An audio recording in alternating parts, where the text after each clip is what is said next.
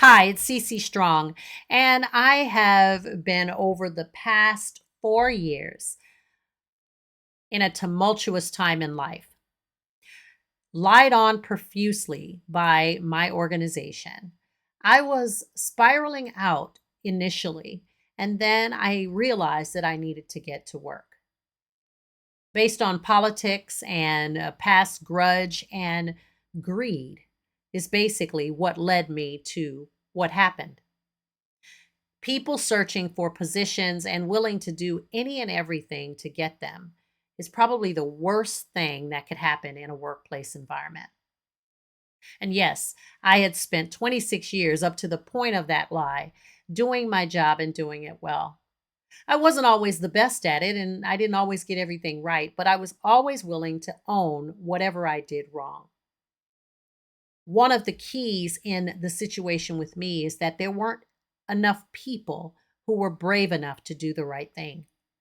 Yeah, the witnesses, and there was probably about a good 15 of them that they were able to find to put together to make this case, a case that was lost in arbitration internally, a case that I'm still trying to battle outwardly in a lawsuit. But even that becomes something that's in question. You see, people don't care that you've been hurt by their actions.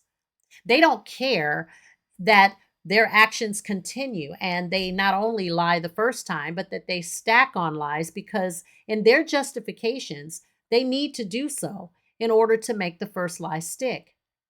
Well, the first lie didn't stick in the first case they placed on me. And then 2 years later, they added another one. And that one blew up the same day that they put it in place. Well, the same day that they interviewed me. I had vague familiarity pinging all over in my head as I listened to the investigator asking me questions. It was very bothersome to me because I couldn't recall anything that they were talking about. But the fact that I had not been in that actual unit since the first lie was put in place, and now 2 whole years later, you were claiming that there was something that I did. That in and of itself should have raised the eyebrow of the investigator carrying the message.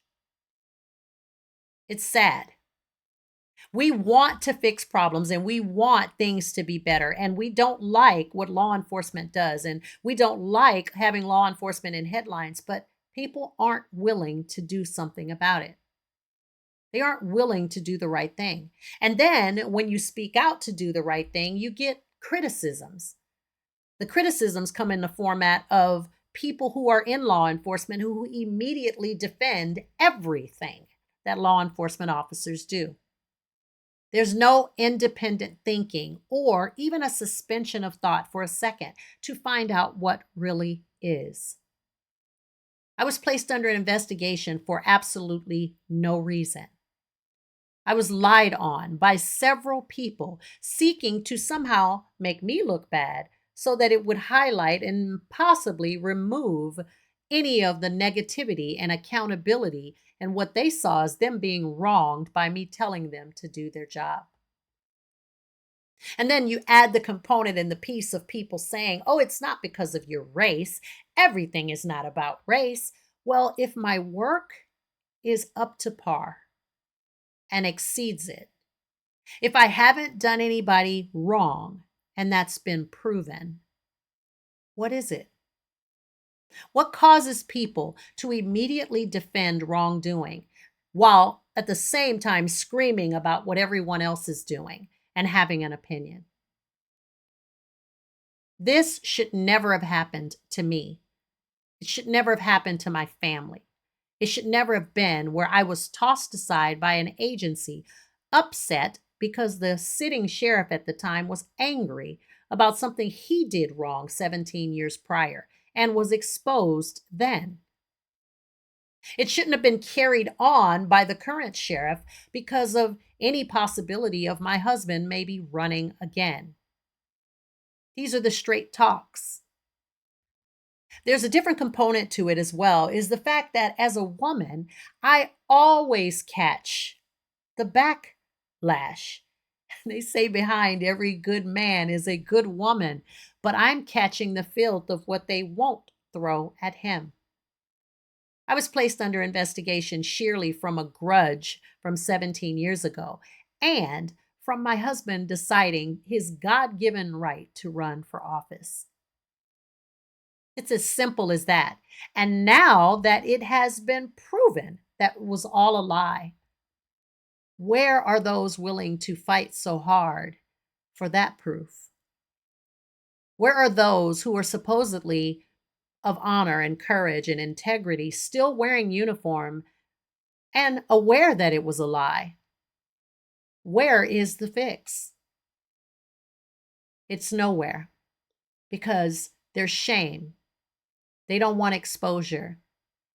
And they would rather make little comments or in not so public messaging, they'd like to ask questions to find out on behalf of people that they care about. I'm not saying that the people that were involved in this whole debacle are bad people, but the actions were horrible. And people need to be careful that their horrible actions don't cement in their very systems and become who they are. I would love for some of these people who were involved in this wrongdoing to do the right thing, to own it, to step up just as bold as you do putting on your uniform and say, I never should have allowed that to happen to you. But as I have never done, I don't hold my breath waiting on people to do the right thing. I leave that to God because He's the only perfect one, and we are human after all. C.C. Strong, with a moment of thought about the wrongdoing that has yet to be corrected.